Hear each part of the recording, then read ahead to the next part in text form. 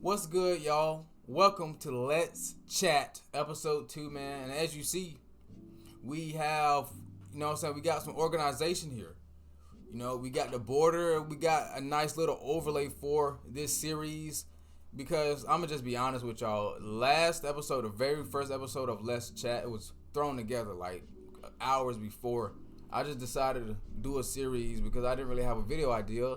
So I was just talking about a bunch of topics all in one video. And I actually don't mind doing that. I actually don't mind the long form videos, here and there. And today we got pretty interesting topics to talk about. And we can go ahead and get right into them, man. I'm not gonna keep y'all waiting. What this series is, though, is just pretty much me and y'all talking about what's going on in wrestling. So yeah, it's just a series for us to connect and just talk about the news, bro. So first topic we're gonna be talking about: Vince McMahon makes a statement, a very, very rare public statement. Now, this is about the new Netflix series coming out on him. It's a report, and I'm on KSISeats.com. It's a report. Vince McMahon tried to buy Mr. McMahon docuseries back from Netflix.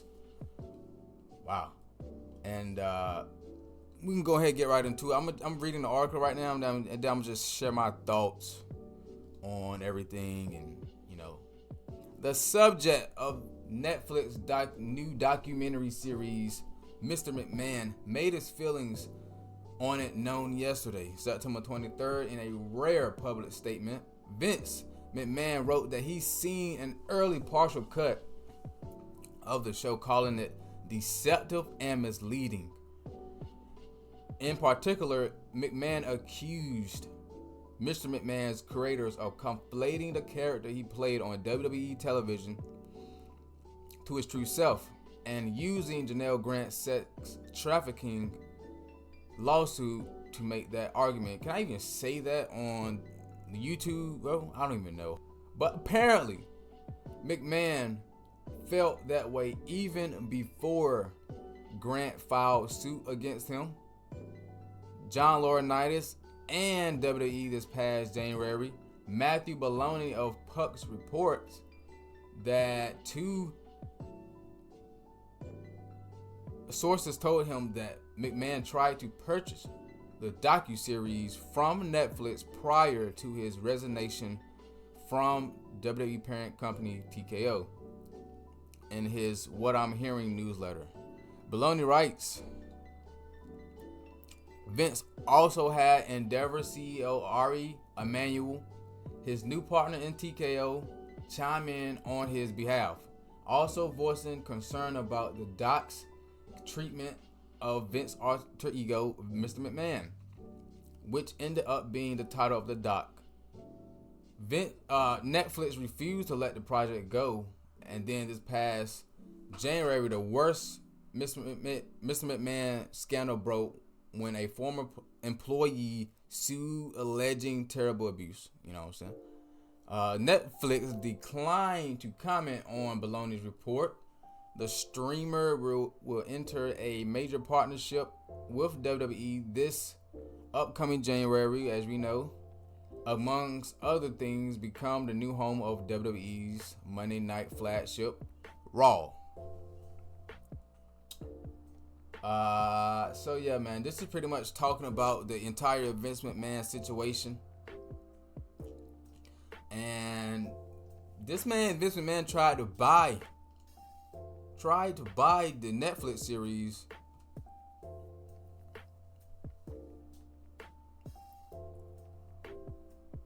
that means that Vince McMahon is very, very worried and, about this series coming out. And it's coming out literally tomorrow. That means that this series has to have some of the most craziest shit, and maybe even stuff that we have never ever heard of before, bro. Because the fact that Vince tried to buy it from Netflix shows and tells that there might be some information that can really like put Vince in the grave, literally, like not in like in the grave in a sense to where his career is like done. And I mean, we seen the trailer. I seen the trailer, and in the trailer, it was pretty much like most of the things that I've seen in the trailer was things that we as wrestling fans pretty much know. But my question is, will there be more things? Like, will there be more shit? I'm pretty sure there will be more things that we have never heard of, like stories that we have never heard of about Vince and the shit that he's been doing in the past. I'm sure like we might get some surprises in this documentary series. And like, bro, a lot of people asking like, why would WWE do this, or why would they want a Netflix series out about Vince McMahon when they're trying to, you know, get away from him? My thing is, they're probably they're putting this out to really expose who he is, bro. And I feel like when they expose who Vince is in this series, because literally, bro, this series is on Netflix, the top streaming service in the fucking world. When this comes out, bro, it's gonna be so much shit. He's gonna be in the news for a while after this comes out again. But they're further trying to get away from that Vince McMahon era. It all started, in my opinion, at WrestleMania this year when Triple H came out and Stephanie came out and pretty much said that this is the Paul Levesque era. Even though Vince had left the company before, I feel like it really started at Mania when they made that, you know what I'm saying, introduction. Pretty much saying that Vince is fucking gone from the company. This is pretty much the final send-off of Vince McMahon in WWE. We will probably never ever hear the man's name ever mentioned ever in WWE again. I cannot wait for this series, bro. I really cannot wait for this series, man. I was really like considering reacting to this series on YouTube. I know I can't show the footage, but I was, you know what I'm saying, just thinking about making a reaction video to this because I'm excited. Like, this is the most anticipated I've ever been for a series since like fucking Stranger Things, and that came out years ago. So I really cannot wait to see this because I'm a wrestling fan, and we've been hearing all about the shit that Vince has been doing over the past year, bro. We've been hearing about not over the past year, but over the past decades. We've been hearing all this shit. So everything pretty much gonna be unraveling tomorrow, because this drops tomorrow, September 25th. I cannot wait, bro. I can't wait, man. This will be some controversial shit, but hey, man, I'm ready for it. And all 6 episodes going to be released tomorrow, so I'm going to be there. I'm going to be watching without a damn doubt. But let's continue with the next topic, which is Jey Uso, man. Jey Uso is the new Intercontinental Champion. Now, I was not expecting Jey Uso to win the belt. I really wasn't. I'm just going to be honest with you. I didn't even have Jey Uso in my predictions. When I made my predictions as who do I think would be the next champions in WWE within the next 5 years, he wasn't even in this list. Like, he wasn't even in the Intercontinental Championship list. because he's already had a shot at Gunther. I believe he had multiple shots, but I know he's had a shot at Gunther. And I was really like thinking maybe that he was going to be heading to SmackDown, just in time for Survivor Series. They still have time, but I thought they was going to move him sooner to SmackDown so they can finish the Bloodline storyline. But apparently not, man. Apparently, they gave him the title. That he may have to give Braun Breaker a rematch at Bad Blood. Maybe Jey Uso does not hold a belt for that long. Maybe he loses it in a month or two. But hey, I'm excited for Jey Uso, bro. I'm very, very excited because for years he's been in a tag team with his brother Jimmy, one of the best tag teams, probably the best tag team in WWE within the last 10 years. So I'm so fucking excited. I'm happy for the guy. I really am happy for the guy, man. Because the yeet and all this, his gimmick change, bro, that has done absolute wonders for Jey Uso, bro. Absolute wonders. Who would have ever thought that Jey Uso would be one of the most over acts in wrestling right now? 5 years ago, I would have never thought that would be the case, bro. This man Jey Uso has proven to me and proven to a lot of people that he's a legitimate single star. Now, World Heavyweight Championship worthy, I don't know, but him as an IC champion is fucking perfect.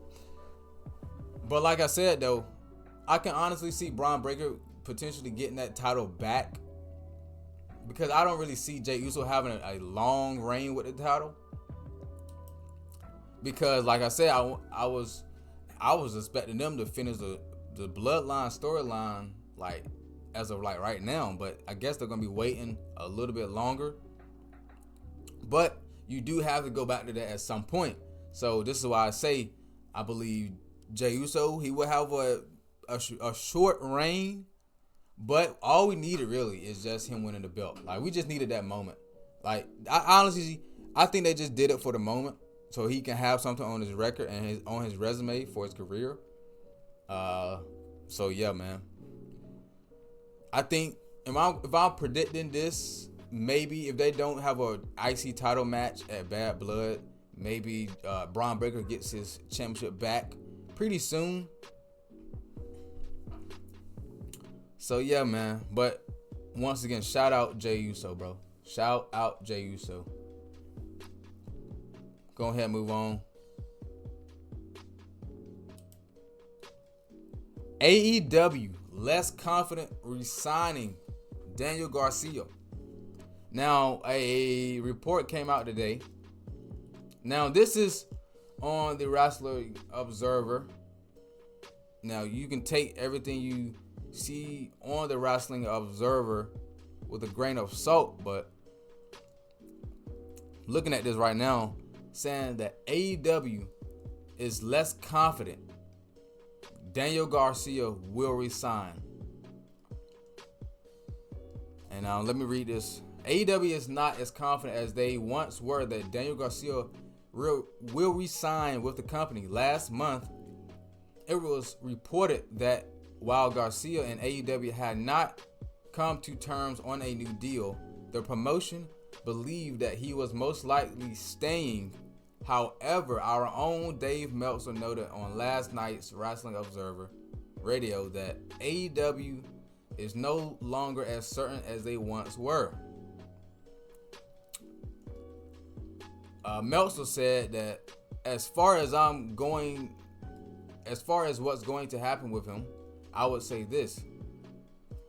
I would say that the almost certainty or the strong confidence that he was signing, I wouldn't say it's as strong, but I wouldn't say that he's leaving either.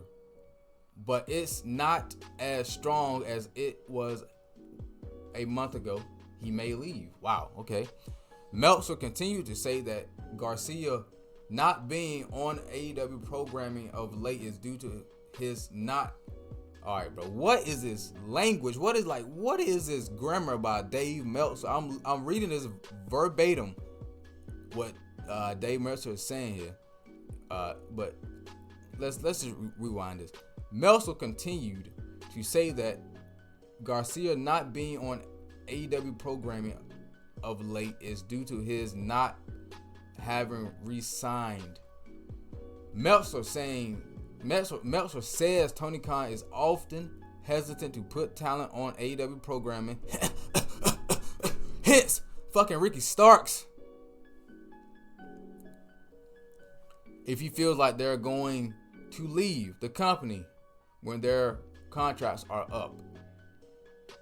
If they believe somebody's not going to sign, and that's why a lot of the guys that you see or don't see, there's a reason that you don't, because the belief is that when their contract is up, they are going to go. And if that's the case, Tony's just not going to put them on TV. He would go in there and job them, but some of them complain. He just didn't want to put them on TV in a lot of cases. I think we've seen that. All right, so that's what Meltzer said. So, wow, this is shocking news, bro. This is shocking news because just a couple of weeks ago, Daniel Garcia was was in a feud with MJF, and I see why Daniel Garcia didn't win the match. I mean, honestly, MJF needed that win, but that would have been a huge win for Daniel Garcia at All Out. But I see why they didn't give him the win, because he was not yet re-signed with AEW, and now shit is looking like that Daniel Garcia might not be re-signing right now. I don't know what happened.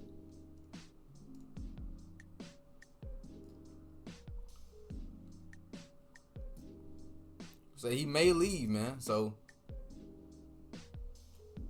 this means that if Tony Khan feels that Daniel Garcia is leaving AEW, if he's less confident, he will resign.